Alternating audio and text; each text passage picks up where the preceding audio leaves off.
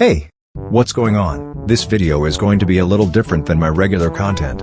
Rather than playing the entire game and giving commentary, I'm just going to convince you that this game/DLC is very underrated with a simple pros and cons comparison with a preface beforehand. But before we get into the pros and cons, this video is sponsored by... Just kidding. But we should go over the main characters and the basis of the plot. So, there are 5 main characters.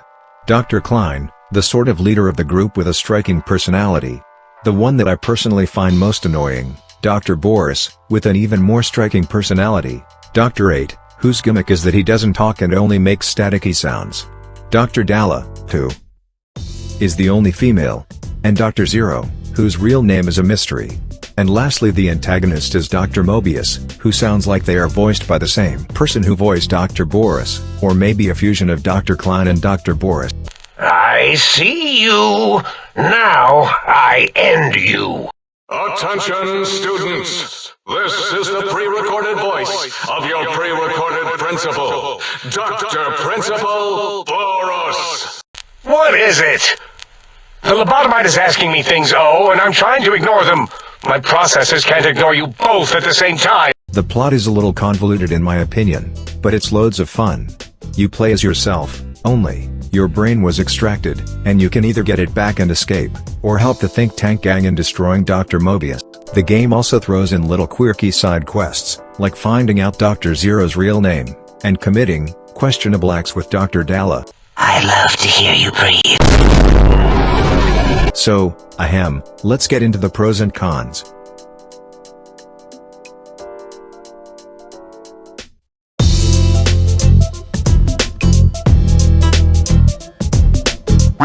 So, a pro that I can think of off my rhino horn-shaped head, is the characters. Even a character so seemingly unimportant, like a toaster, has an intriguing motive and excellent voice acting. A toaster is just a death ray with a smaller power supply. As soon as I figure out how to tap into the main reactors, I will burn the world! Genocidal toasters aside, all the main, as well as side characters all have interesting little side commentary that makes for funny editing memes. A toaster! So naturally, it makes for a very entertaining game experience. Here I'll make a little pros and cons T-chart. Honestly, that looks pretty non-plebeian if you ask me. Alright, let's just go ahead and add characters, and the voice acting too.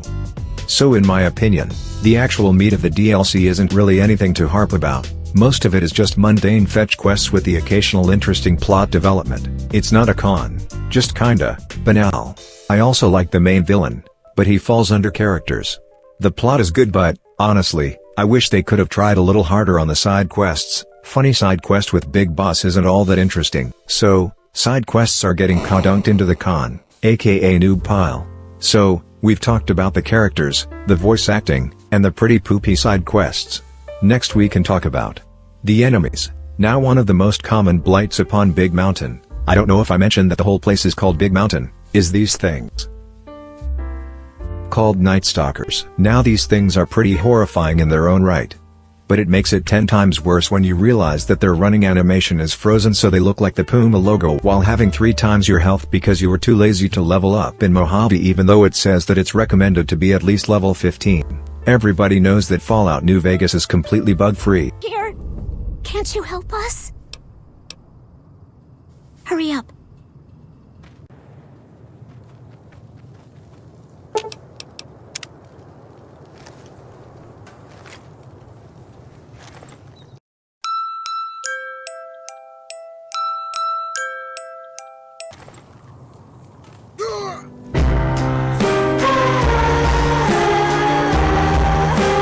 Anyway, I don't want to drone on about every type of enemy because there's a lot.